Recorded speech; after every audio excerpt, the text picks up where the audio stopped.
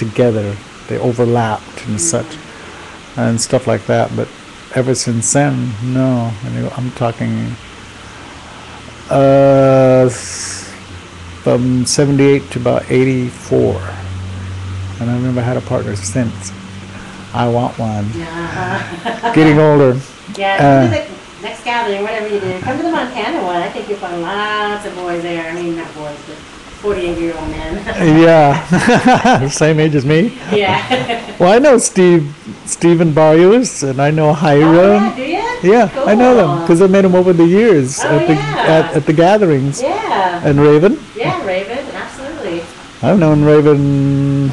I met him. God, how did I meet him? Somehow I met him when I first met him. He was. Kansas State. Yeah. Kansas. I'm sorry. He was a receptionist at the Indian Health Board. Yeah, Indian Health Board. Yeah. Yeah, that's where I met him. He's the Indian unit manager for Department of Health and Welfare now. Wow. He's like the head, social worker. Oh, all right. Tough job though. He's going crazy. I bet he is. It's funny how he's doing. And I didn't realize, well, see, when I met Raven, he was calf-looking. Yeah, he was calf-looking. And not heavy runner. Yeah, not heavy runner. And then got Hiram, who he said is his brother. Oh, yeah, Hiram's his brother. And then Stephen I met in Canada. Steven's freaking hilarious. I love him. He's so funny. He likes to play stick games all the time. Yeah, he's freaking funny as hell. And then another guy I met was Brian. Brian, yeah. Rainforth. Yeah, Rainforth, And how did I meet him? Oh, I know. I used to do storytelling at Denver March Powwow. Oh, really? He never told me that. So the DVD is of me talking about the powwow itself and what people are doing, how come they're wearing whatever. Then the next DVD is called Heartbeat of Nation is explaining drumming with another guy. So there's two of us who are narrating about what drumming is and what it's about. So I did those two. They want me to do a third one on the stories that I tell and make a film clip of it. But we can't find the seed money for it because it would take quite a bit of money to set the story up and get actors and actresses to do it. And then me telling stories, and then in the background have Carlos Nakai do the flute music. Oh, yeah. Stuff like that. So over the years, because of being a Sundance intercessor, doing healing work with people, things like that, and they think I'm a medicine man. I don't say I am. And then doing ceremonies all over the place. I'm very well known, except on my own res. Yeah. It usually is, isn't it? Yeah, and then I think a lot of people suspect I'm Two-Spirit, but I haven't confirmed it. I think people pretty much know, personally speaking, but Yeah, I would think so too. I think so too. I mean, I didn't say anything. I mean, I was just kind of asking around a little bit. It seemed pretty clear to me that everybody thought you were, so I don't know. Yeah, probably, because I haven't been with a girl. Yeah, or whatever. Never. You never have, ever have you? I never really walked around with a guy either. I know, but still, Yeah, and how come by 22 he doesn't have any kids? Well, yeah, especially 22, right? Yeah. Around there, that's the way it is. You're supposed to have your testosterone gone by then, or going, or whatever. So what happened that you think somebody made you came out? I mean, what happened? What was that story?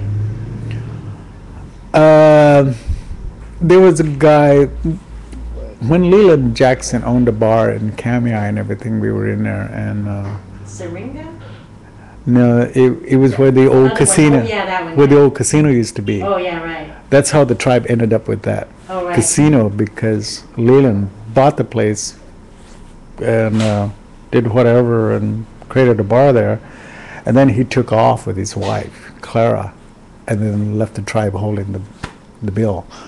So the tribe just ended up with it, and then they put the casino in there. But this one guy was hitting me for some reason or another, and he knew I was, but he didn't like me, and he always hit me and said, "Who the hell do you think you are? You think you're this big so and all this, that, and the other." And then my cousin, uncle, really told him, "Well, he's a so and so. If you're looking for the word nez perce, yeah. what is the word for gay in the language?" And the only way I can remember it was something like mesame, but the sam is in the word and such. And sort of asked him, "Well, what are you saying? Because you're telling this guy who spoke nez perce, was an older man." And then this other guy who hit me because, effing queer and all this, that, and the other. And so he explained it to me that the story was that these boys were kept on the side, even though they were married to a woman. They would have these other boys on the side and would have intimacy with them. And they were called that name. And so I can't remember what it was. So the only way I would think about looking was in that Aoki dictionary. Because the story years ago was these people, my grandmother, Annette Black Eagle, is from the Chief Joseph side. And so when the young Chief Joseph was in the retreat, the war, or whatever, my great-grandfather, Jim Oatman, would tell me the story about he had boys on the side. Because he's a LookingGlass descendant. He had nothing to do with Chief Joseph's group or band. And he wanted to prove and show to us as young people, yeah, don't follow those stories. He's not all what you think he is. He was not the leader, this, that, and the other. And I used to tell my own grandmother, because by tradition, he couldn't have been. He couldn't be a war chief, he couldn't do this, that, and the other, and whatever. And found out that young LookingGlass was sort of like that, and along with these other people who traveled over the Rocky Mountains into Buffalo country. And these were the people who did the war strategies and stuff.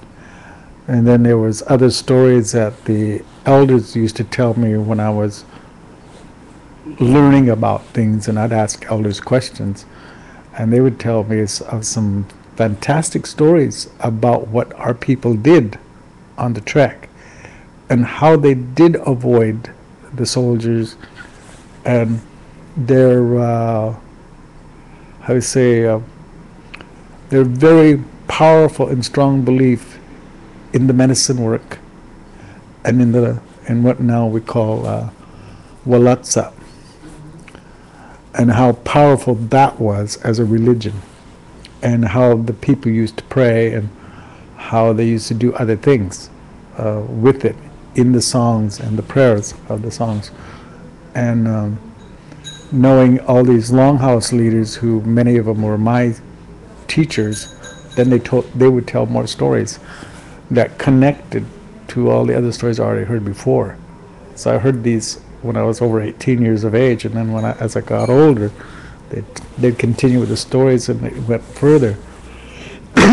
A story would be like, during the war, when they were traveling in the mountains and everything, the old people would draw a line all the way around themselves and tell everybody to step inside that line. And they would stand there and sing. And they would tell the kids, don't cross that line, just stay inside. And they would say that the soldiers would walk right by them. And they were singing. Can you imagine that? They're inside of a line, singing, and the soldiers are walking right by them and don't even know they're there. Didn't know it. And there they are singing. And they used to tell me what the songs were. This one old man would sing a song, and this is the song they would sing. And the soldiers walked right by them, and everybody had to stay inside that line. And then they would tell about other stories that occurred during the war, and other stories about how we came to be there, where we are, and that our people in the old days used